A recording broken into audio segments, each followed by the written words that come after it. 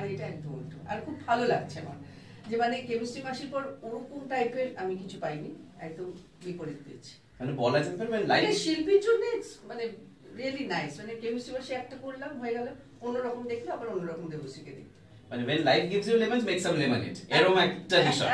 তো সেইটারই প্রথম দিন থেকে ছিল এবং এই ছবিটার প্রথম দিন থেকে আছে।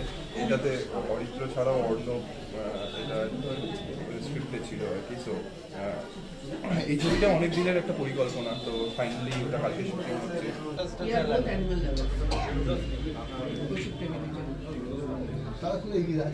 এখন এইটা নিয়ে চলে আমাদের ছবি তো আছে, পাশাপাশি এইটা অনর্গল চলছে।